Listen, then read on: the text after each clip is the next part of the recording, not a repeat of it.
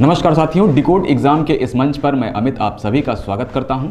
समसामयिक मुद्दों से जुड़े हुए 10 प्रश्नों की श्रृंखला के साथ मैं फिर हाजिर हूं।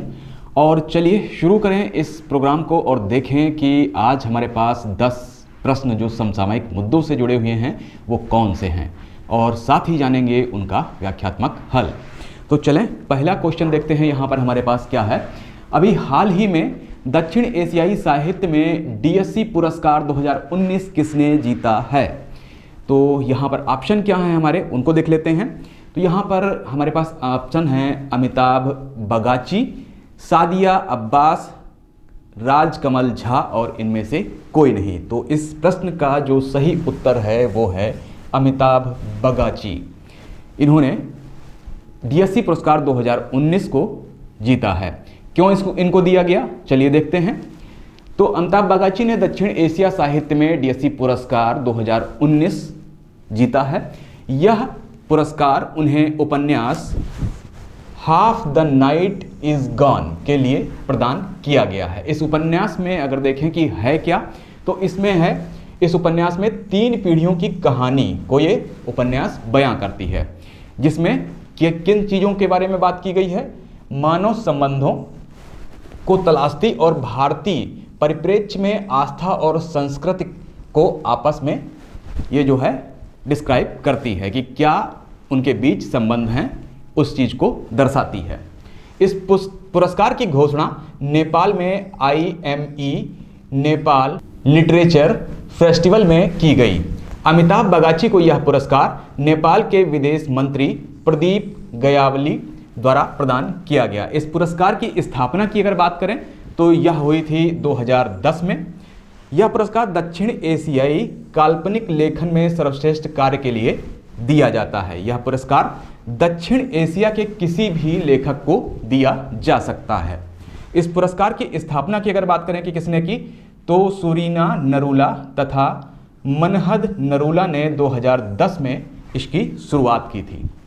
यह पुरस्कार अंग्रेजी में लिखे गए अथवा अनुवादित उपन्यास के लिए दिया जाता है। बढ़ते हैं अपने दूसरे प्रश्न की तरफ और देखते हैं दूसरा प्रश्न आज हमारे पास क्या है।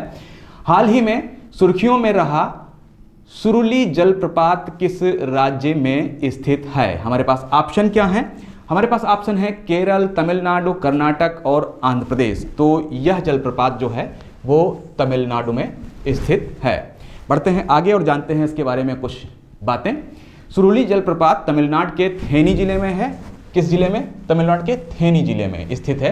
यह 150 फीट ऊंचाई से गिरता है। 150 फीट की ऊंचाई से यह गिरता है। जिले में सुरुली झरने में पूर्वोत्तर मानसून के कारण यहाँ वर्तमान में पानी की काफ़ी प्रचुर मात्रा है, जो पर्यटकों को आकर्षित करती है। बढ़ते हैं आगे और देखते हैं अपना तीसरा प्रश्न। किस भारतीय कलाकार को 26वें क्रिस्टल अवार्ड के लिए चुना गया है। हमारे पास ऑप्शन क्या है, हमारे पास ऑप्शन है यहाँ पर कंगना रनौत, प्रियंका चोपड़ा, दीपिका पादुकोण और इनमें से कोई नहीं। तो यहाँ पर दीपिका पादुकोण जो हैं इस अवार्ड के लिए चुनी गई हैं। बढ़ते हैं आगे और जानते हैं इसके बारे में कुछ बातें। दीपिका पादुकोण को 26वें क्रिस्टल अवार्ड के लिए चुना गया है। उन्हें यह सम्मान मानसिक स्वास्थ्य के बारे में जागरूकता फैलाने के लिए दिया गया है। बढ़ते हैं आगे और देखते हैं चौथा प्रश्न इस कड़ी में हमारे पास क्या है।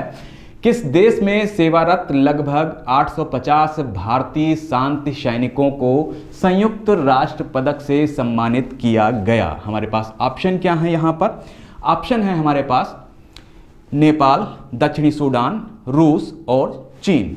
तो यहाँ पर इसका जो सही उत्तर है वो है दक्षिण सूडान।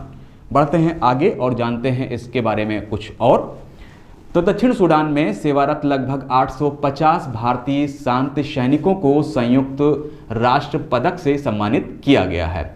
भारतीय सैनिकों को यह सम्मान किस लिए मिला है, तो यह मिला है सूडान में शांति स्थापित करने में उनके योगदान तथा निस्वार्थ सेवा के लिए इनको ये दिया गया है।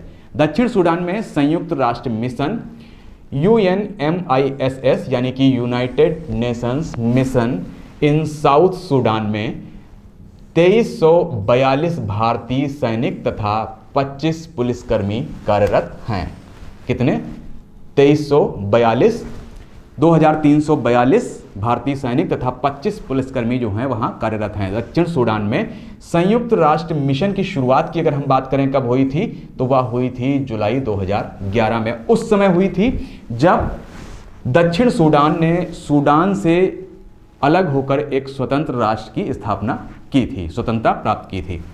बढ़ते हैं अगले प्रश्न की तरफ और देखते हैं हमारा 5वां प्रश्न क्या है। हाल ही में अंतर्राष्ट्रीय फिल्म महोत्सव का उद्घाटन कहाँ किया गया है? हमारे पास ऑप्शन क्या है? हमारे पास ऑप्शन है मध्य प्रदेश, महाराष्ट्र, कर्नाटक और तमिलनाडु। तो इसका जो उद्घाटन किया गया है अंतर्राष्ट्रीय फिल्म महोत्सव का, वो महाराष्ट्र मध्य प्रदेश में किया गया है। पढ़ते हैं आगे और जानते हैं इसके बारे में कुछ बातें। मध्य प्रदेश में अंतर्राष्ट्रीय फिल्म महोत्सव का उद्घाटन किया गया है।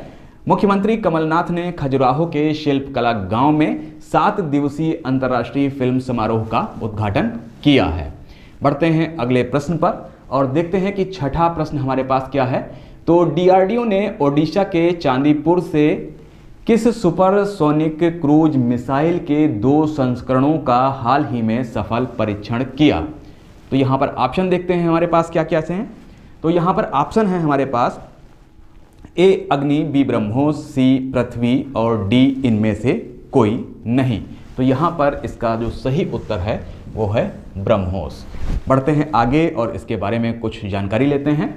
तो डीआरडीओ रक्षा अनुसंधान एवं विकास संगठन जिसे हम कहते हैं ने ओडिशा के चांदीपुर से ब्रह्मोस सुपरसोनिक क्रूज मिसाइल के 2 संस्करणों का हाल ही में परीक्षण किया है। पहले मिसाइल का भूमि संस्करण जो था उसका जो परीक्षण किया गया है वो मोबाइल लॉन्चर से किया गया है, जबकि इसके वायु संस्करण का जो परीक्षण किया गया है वो लड़ाकू विमान से किया गया है। ब्रह्मोस मिसाइल का नाम 2 नदियों के नाम से मिलकर बना है। वो नदियां कौन सी हैं देखते हैं। तो एक तो नदी है हमारे भारत की भारतीय नदी ब्रह्मपुत्र, तथा दूसरी नदी जो है रूस की मोस्कोवा नदी है। इन दोनों के सम्मिलित रूप से ये ब्रह्मोस का नाम दिया गया है। इस मिसाइल की रेंज की अगर हम बात करें तो यह है 290 किलोमीटर की। ब्रह्मोस एक मध्य रेंज की सुपरसोनिक क्रूज मिसाइल है जिसे पनडुब्बी, समुद्री जहाज, लड़ाकू विमान या जमीन से दागा जा सकता है। ब्रह्मोस रूस की एनपीओ और भारत की डीआरडीओ के बीच का एक संयुक्त उपक्रम है। बढ़ते हैं अपने अगले प्रश्न की तरफ और देखते हैं कि 7वां प्रश्न हमारे पास आज क्या है। तो श्री राम लागू का हाल ही में निधन हो गया, वो किस क्षेत्र से संबंधित थे? हमारे पास ऑप्शन क्या है? हमारे पास ऑप्शन है साहित्य, दूसरा है फिल्म, तीसरा है खेल और चौथा है इनमें से कोई नहीं। तो वह फिल्मों से संबंधित थे। बढ़ते हैं आगे और जानते हैं इनके बारे में। तो श्री राम लागू हिंदी और मराठी फिल्मों के थिएटर प्ले के जाने माने कलाकार थे। किस चीज़ के? हिंदी और मराठी फिल्मों के, और साथ में थिएटर प्ले के कलाकार थे। वो पेशे से जो थे नाक, कान और गले के सर्जन थे। बढ़ते हैं आगे और देखते हैं हमारा 8वां प्रश्न आज की इस श्रृंखला में। हाल ही में किस देश ने दुनिया का पहला तरल हाइड्रोजन परिवहन जहाज लॉन्च किया है? हमारे पास ऑप्शन क्या है यहाँ पर? हमारे पास ऑप्शन है भारत, अमेरिका, चीन और जापान। तो यहाँ पर इसका जो सही उत्तर है वो है जापान। जापान ने पहला तरल हाइड्रोजन परिवहन जहाज लॉन्च किया है। बढ़ते हैं आगे और जानते हैं इसके बारे में कुछ बातें। तो जापान ने दुनिया का पहला तरल हाइड्रोजन परिवहन जहाज लॉन्च किया है। इसका नाम जो रखा गया है वो रखा गया है सुइसो फ्रंटियर। इसका जो नाम दिया गया है वो ये दिया गया है। बढ़ते हैं आगे और देखते हैं आज के श्रृंखला का 9वां प्रश्न और यह हमारे पास है। हाल ही में भारत में ट्रेंड में रहा ब्रिजफाई क्या है? हमारे पास ऑप्शन क्या है? हमारे पास ऑप्शन है एक मोबाइल ऐप है, ये मोबाइल फ़ोन है, वेबसाइट है या इनमें से कोई नहीं। तो यह जो है हमारा एक मोबाइल ऐप है। और बढ़ते हैं आगे और देखते हैं इसके बारे में कुछ बातें। तो भारत में ट्रेंड में रहा ब्रिजफाई एक मोबाइल ऐप है। इंडिया अगेंस्ट सीएबी का विरोध प्रदर्शन और इंटरनेट बंद होने की दशा में यह ऐप जो है ब्लूटूथ के माध्यम से संचार करने की सहूलियत प्रदान करता है, इसीलिए यह इतना चर्चा में रहा। ठीक, बढ़ते हैं आगे और देखते हैं हमारा आज के सेगमेंट का अंतिम और 10वां प्रश्न क्या है। किस अंतरिक्ष एजेंसी ने बेनु क्षुद्र ग्रह में नाइटिंगेल साइट को पर्यवेक्षण के लिए चुना है? हमारे पास ऑप्शन क्या है यहाँ पर? तो हमारे पास ऑप्शन है नासा, इसरो, CNSAS, इनमें से कोई नहीं। तो यहाँ पर इसका जो सही उत्तर है वो है नासा। बढ़ते हैं आगे और जानते हैं इसके बारे में कुछ बातें। तो नासा जो कि अमेरिका की एक स्पेस एजेंसी है के ओसिरिस रेक्स मिशन टीम ने नमूने एकत्रित करने के लिए बेनु क्षुद्र ग्रह पर नाइटिंगेल साइट्स को पर्यवेक्षण के लिए चुना है। दिसंबर 2018 में बेनु क्षुद्र ग्रह पर नासा के ओसिरिस रेक्स स्पेसक्राफ्ट पहुंचा था। तो ये थे आज के हमारे 10 प्रश्न और उनके बारे में कुछ जानकारी। तो मिलते हैं कल नए 10 प्रश्नों के साथ। तब तक के लिए नमस्कार, धन्यवाद।